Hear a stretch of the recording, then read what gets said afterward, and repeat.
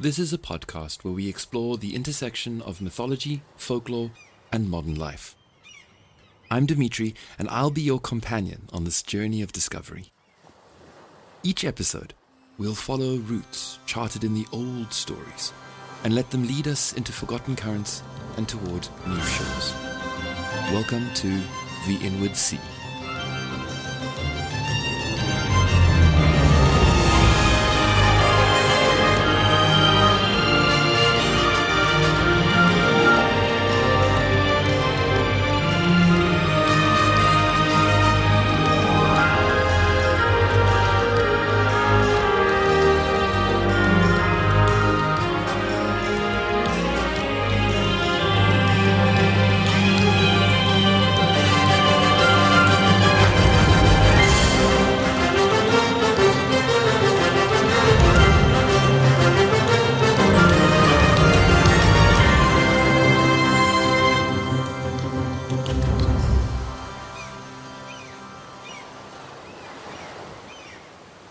Hello, and thanks for joining me in the introductory episode of the Inward Sea. This episode is a bit different from what you'll hear in the future. It's a chance for me to tell you a bit about myself and share some background information with you about this podcast and why it's called the Inward Sea. A bit later, I'll get into what you can expect from future episodes, as well as why and how these old stories, the myths and folk tales I'll be sharing with you, still matter in a world like ours. Hopefully we'll be spending a bit of time together, you and I. And in case you can't tell from the background audio, we're going to be setting out on a voyage of discovery, a journey of exploration on the Inward Sea. Anyway, since we're just setting out, it's probably best to begin with some introductions. My name is Dimitri. I'm a composer, an artist, and an educator. But most importantly, for the purposes of this podcast, I'm a collector of stories. I'm going to be the voice that you hear on this podcast, but I don't want to set myself up as the captain of your voyage. The Inward Sea is an image I came across in Herman Melville's Moby-Dick. It's also a poem written by Howard Thurman, although I only discovered that after I began jotting down my thoughts for the episodes.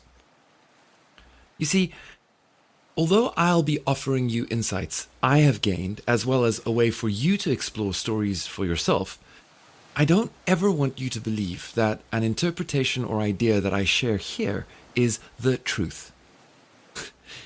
It's very difficult to say capital letters, so I hope the idea is coming across here.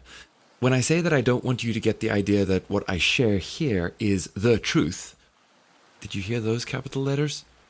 I mean that I don't want you to believe that my interpretation of these stories is the only one, or that any insight I share here is somehow dogma in a mythological, philosophical, or psychological gospel. What I share here is a truth, one of many possible interpretations that I have discovered, things that resonated deeply with me and with others with whom I have shared them in various courses and workshops. I hope that you will feel empowered and courageous enough to embark on your own voyage of exploration. And when you return, share what you have found with me too. So although I'm going to be the one doing most of the talking in this show, think of me more like someone who's collected a sea chest full of old maps. Maps I would like to share with you, in the hope that they inspire you to venture out into the deep and discover great things for and within yourself.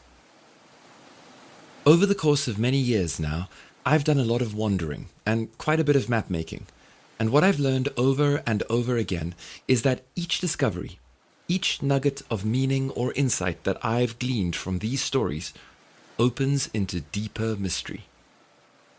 This podcast will be, in many ways, a journal of those explorations.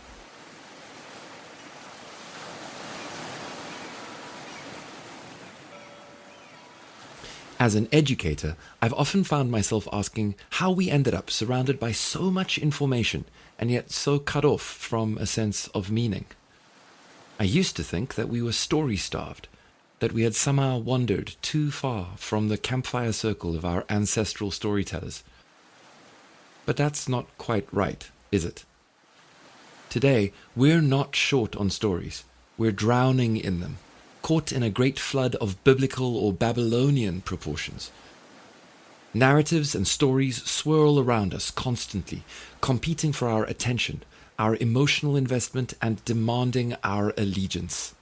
They pour from the screens we carry around in our pockets. They arrive dressed as news or as entertainment, even as self-help manuals. Many of the stories we're fed today aren't about truth or genuine connection or personal growth. They're about power. They're crafted to capture our attention, to sell us something, and dictate who we should be in order to fit in and feel validated by others. In the process, they distract us from what truly matters, encouraging us to trade authentic self-expression and meaningful personal pursuits for superficial behaviors aimed at winning external approval. But that's not what mythology and folklore do.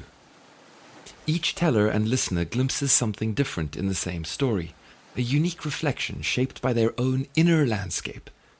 And yet, these stories remain shared, communal. The images in them have crossed language and cultural barriers precisely because they speak to the deeper parts of our humanity, the parts we all share. Today, we may find these old stories written on the pages of books or on websites. Perhaps we find them being retold over and over in exactly the same way each time in videos or podcasts like this one. But here's the secret. These stories were never made to be written down or trapped in a single form of telling. They come alive when we tell them. In the opening passages of his book, Comparative Mythology, Professor Jan Puchvel does a wonderful job of outlining how we ended up with the word myth or mythology. The word is derived from the Proto-Indo-European root my, from which we get such other modern words as matter or mother. Professor Puchvel points out that originally the Greek concept of mythos was simply speaking, as in communicating between people. You see, when we allow these myths, these folktales, to live in our mouths rather than on the pages of a book, they begin to breathe and shift. When we lend them our own breath and give them form with our movement and our energy, our life, they begin to change. Each retelling is colored and shaped by the swell and ebb of unconscious tides in the teller, and as we listen, the images conjured up in our minds spring directly from deep and unrehearsed places within us, places we don't often get to explore. In this podcast, we are going to examine those images through the lens of Jungian thought and cultural symbolism, not to master them or to pin them to boards like butterflies, because once you pin a butterfly, it may still look like a butterfly, but it does not behave like one. We're going to examine them, hold them lightly, turn them this way and that, and get a sense of them, and then let them go again. And one day, when we happen upon them again, we can take the moment to re-examine them, to see how they may have changed or grown, or perhaps how we have. Over the years, I've shared many tales with my students in classes and workshops, and now and then someone asks me where I find stories. The truth is, I rarely go out looking for them, and even when I do, the ones that speak the loudest are usually the ones I happen upon when I'm looking for something else entirely. Most of the time, stories arrive on their own. I think it was Michael Meade, one of the great storytellers of our time, who said that story is not something that you choose. The story chooses you. And that really resonates with me. Like Gandalf in the Lord of the Rings movies, stories are never late. They arrive precisely when they mean to. and in my experience, they often arrive a little early, just early enough to make you wonder what they're all about, to carry them around in your pocket like a stone, until life happens. And then, quite suddenly, the story seems to spring into action, and it delivers an offering of strange and unexpected wisdom that you didn't know you needed. In the rational paradigm we're so accustomed to, it's easy to dismiss these moments as mere coincidence. But others, like psychologist Carl Jung, called this synchronicity, a meaningful coincidence, an acausal connecting principle that appears when two distinct signifiers of meaning come into proximity in the crucible of conscious experience. The Japanese philosopher, and I hope I'm saying his name correctly, Yasuo Yuasa, once suggested that when the body and mind are aligned, the world itself begins to speak. I believe that sometimes stories are the shape that voice takes. Before we dive into the bigger myths and folktales, I want to begin with a moment, a personal one. This is not a moment in which I found a story, but one in which a story caught me and something in me began to shift, which ultimately led to the creation of this podcast. Long ago, I had just left my home country and flown halfway around the world to teach English. I had cast off from everything familiar and stepped into the unknown. This was long before smartphones, before Google Maps conveniently lived in your pocket. A new friend, another English teacher living in the small South Korean town where I had just arrived, lent me a CD audiobook of Moby-Dick, and it became a kind of lifeline, one of the only English voices I heard each day. I still remember the night I first heard this passage. I had just gotten home after getting completely lost on a walk through my new neighborhood, a place with no familiar landmarks and no natural compass to guide me. Back home, Table Mountain towered over the city where I'd lived my whole life. It anchored everything. You always knew where you were in relation to its shape.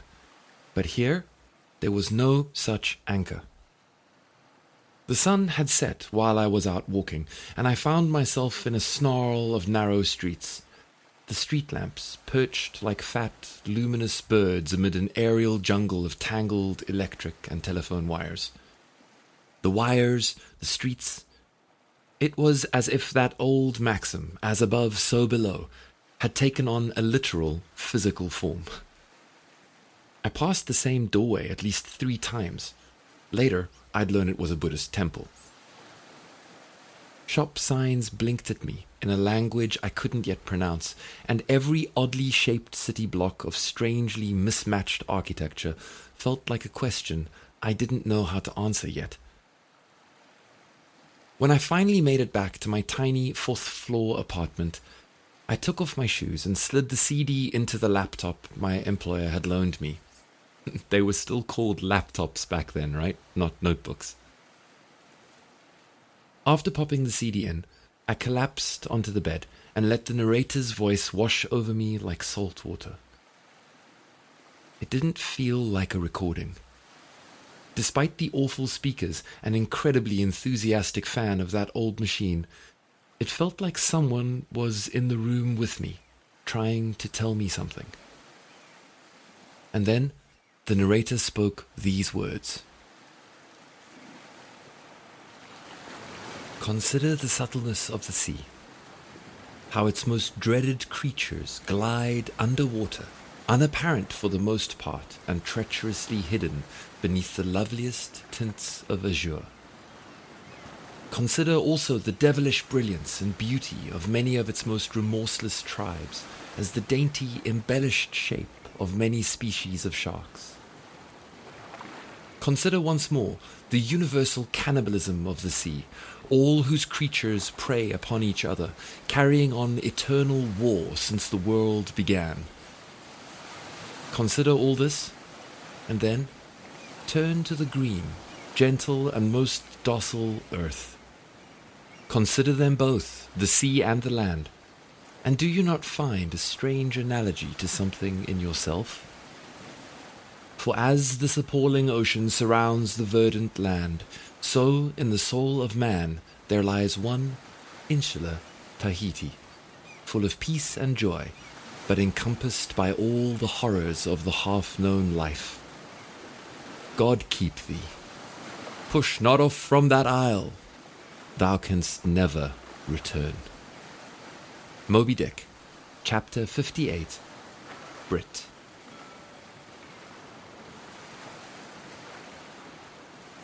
For some reason, that passage felt like electricity running through me as the narrator spoke, and it has travelled with me for years. The image of that peaceful little island, Tahiti, surrounded by hidden monsters, speaks to something I think most of us have felt, that strange analogy to something within us, whether or not we've ever read Moby-Dick. Melville's warning, "Push not off from that isle, thou canst never return," struck me deeply. I think I cried myself to sleep that night, because I felt that fear so deeply. I've always struggled with separation anxiety and homesickness ever since I was a child. That was one of the reasons I decided to try and move halfway around the world. Previously, I had also decided to try doing the highest bungee jump in the world to confront my fear of heights.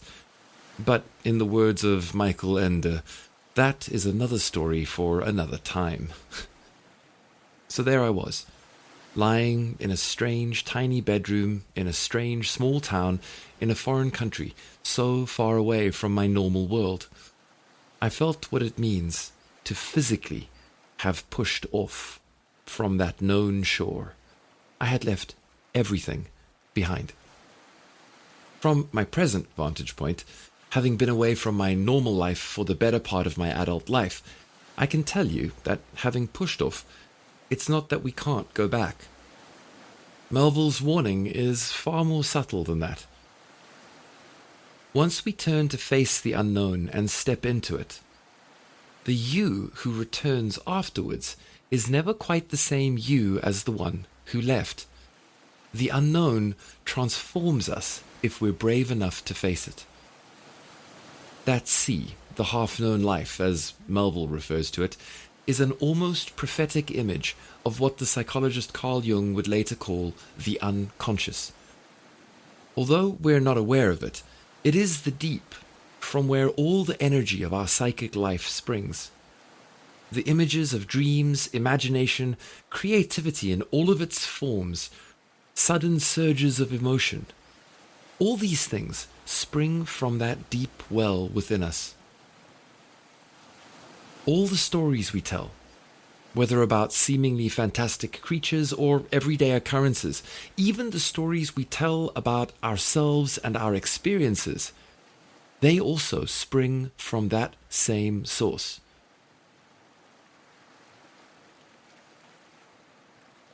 In that part of ourselves, there is amazing beauty and strength, but it's also where we hide our monsters. Exploring them through the vehicle of stories is what exploring the inward sea is all about, because stories, more than simply giving us a means to survive an encounter with the unknown, both within and outside of ourselves, give us the tools and opportunities to navigate and plumb the depths of the great inward sea. So, this podcast is a kind of charting, a personal and shared exploration of those inner waters.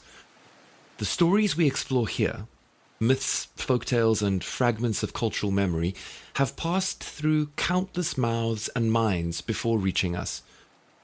With each telling, they've been shaped not only by tradition, but by the soul of each storyteller.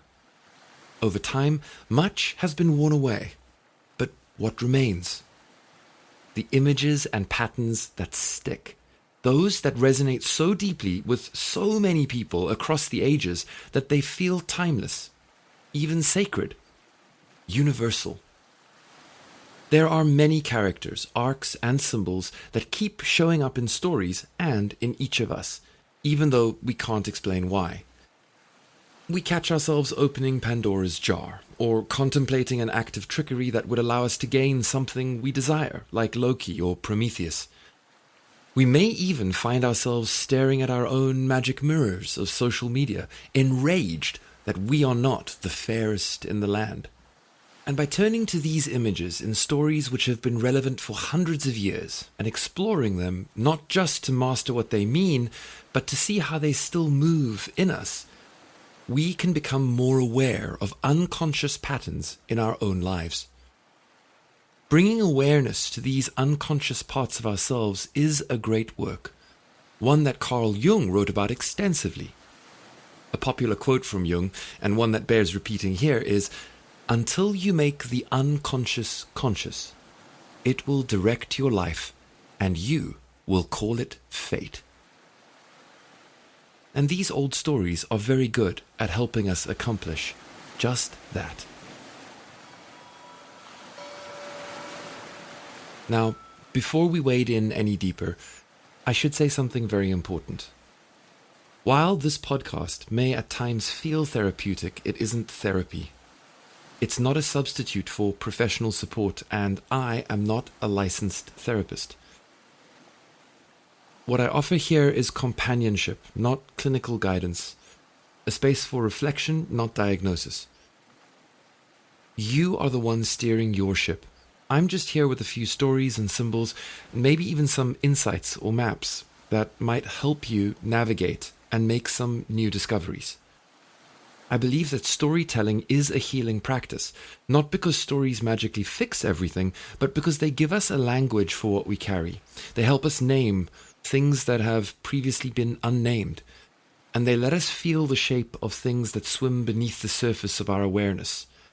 They offer us a vessel, an alchemical container, for parts of our experience that rational culture doesn't know how to hold. Much of what I share here comes from years spent reading and wrestling with works of writers like Jan Puchvel, Marie-Louise von France, James Hillman, Marion Woodman, Robert Johnson, Lewis Hyde, and Dr. Richard Katz, to name but a few. And like them, I don't see mythology as something belonging to the past. It's not a museum of dead stories. It's a symbolic language, one that helps us understand where we are. And like any language, it's one that we learn by listening, not just with our ears, but with the deeper parts of ourselves. Of course, after listening, the best way to master a language is through imitation. And maybe you'll find yourself telling one of these stories, not from a page, but in your own voice, with your own breath. Maybe even just to yourself. And that's really when these stories will come alive for you. So, what can you expect from future episodes of The Inward Sea? Each episode will revolve around a myth or folktale, or sometimes just a part of one. As I share the story with you, pay attention to what you experience as you listen, not in an analytical way, but simply in a way that allows you to notice what images or sensations rise to the surface as the story unfolds. Some episodes might follow a theme like descent, betrayal, transformation, or longing. Others might center around a single image, a thread, a labyrinth, or the crew of a single skiff sailing through the underworld. You might want to jot down a note or two about what resonates with you as we go through the story together. After the story, we'll begin exploring associations with the images that appear in the story. In the podcast, I will be sharing some common associations I've uncovered through personal experience and research. I'll do my best to share my sources with you, but for this step to be relevant, it's important that you also allow yourself to remain open to exploring whatever associations come up for you personally as well. Once we're familiar with an image and its associations, both cultural and personal, we'll begin to explore the dynamic relationships between the images to see how they interact with one another and how these patterns and processes take place within ourselves and the world around us. Finally, I'll offer you a point or two on which to reflect to help you see how the interpretation offered lands in your own life. Now, although these steps seem neatly organized on paper when laid out like this, in practice, things will be a bit more blurry. We'll often flow between discussing associations with a specific image and exploring its dynamic relationship to other images, because here, too, new associations might be brought to light. To keep us grounded in this exploration, we'll always return to the image as it appears in whatever narrative we're dealing with, because it is that image that sprang from the psyche when we first heard the story. It is the unique waking dream that rose from somewhere within us, created by a part of ourselves that we don't have direct control over. It bears the fingerprints of our soul and the maker's mark of the unconscious, and by examining it, we can come to learn more about what other surprising strengths may be swimming in our depths. Throughout the process, and no matter the format, the invitation will remain the same: to listen deeply and to wonder without needing to solve, to see what stirs beneath the surface of your own life. Occasionally, and hopefully, you might hear guest voices, not experts necessarily, but fellow travelers with stories of their own. And always, we'll be listening for something rising from below, the slow arc of a barnacled fin breaking the surface, some old truth rising for breath just off the bow. Not loud, not showy, but unmistakable once you've heard it. Because that's what this podcast is, a space for mythic thinking.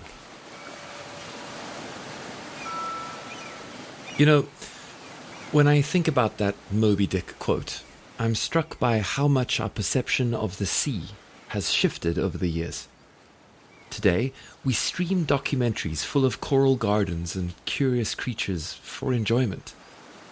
Our hearts are warmed by narratives of divers and octopuses forming seemingly emotional friendships, and our screensavers are swaying kelp forests. The sea still holds mystery, but it no longer holds the same terror. And that's not because the sea has changed. It's because we have. We learned to look at it more closely. We explored with curiosity and wonder. We listened. And when we approach even the most terrifying of its regions in this way, we find beauty. Through knowledge, we find relationship. And I believe the same is true of the psyche. The more we turn inward with curiosity and courage, the more beauty and wonder we uncover in aspects of ourselves that may once have frightened us. And the more we bring the light of awareness to what we find in those inner depths, the more we discover surprising strengths and healing. But I want to be clear. Our exploration here isn't about endless self-analysis. It's not about turning inward just to stay there. The purpose of examining these things is to undertake a kind of alchemical magnum opus, a great work of transformation. And this is not something that we can do in isolation. It was Abraham Maslow that placed self-actualization at the top of a pyramid structure, but later in his life, he broadened his ideas on this topic. Many indigenous peoples see individuals as being actualized by the community. And this wisdom is something we'll return to over and over in this podcast. We are actualized by one another in community, by how we respond to one another, and by how we interact, even when we don't always agree. The self, an archetypal image that is part of the story we tell ourselves concerning our own existence, can only exist in relation to the other or others. And so, to be self-actualized, we need to learn how to bring these two seemingly opposing poles of self and other into harmony. We need to reach outward. The great work, the truest act of personal transformation, is not when we achieve our fitness or financial goals. It's when we succeed in bringing strength and beauty of which we are unconscious into the light of conscious awareness so that we can choose to utilize it. That is integration.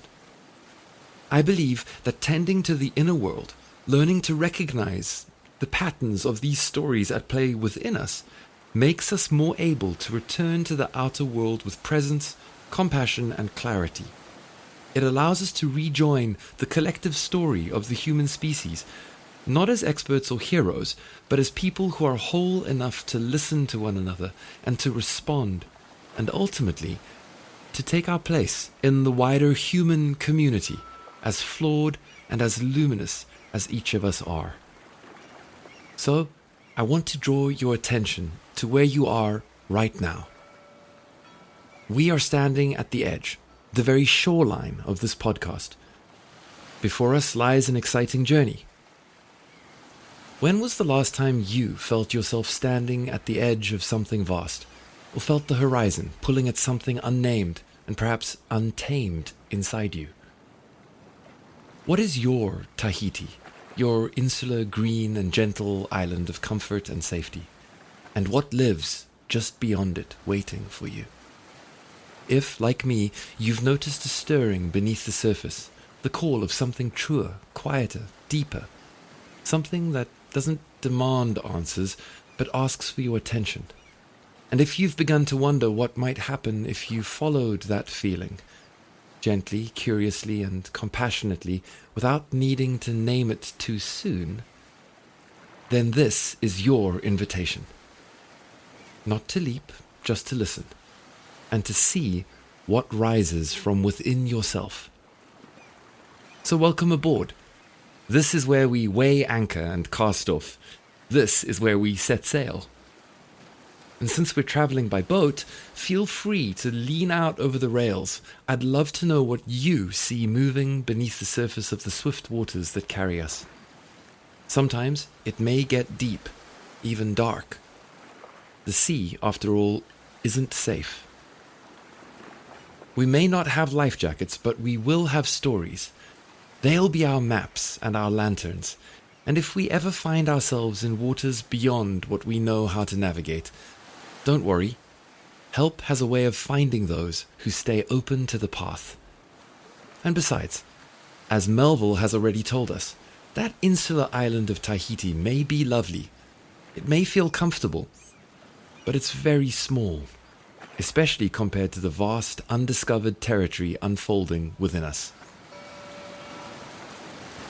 In the next episode, we'll dive into the myth of Minos, the king who asked for a sign from the sea, and we'll find out what happened to him when he refused to honor his covenant with the deep.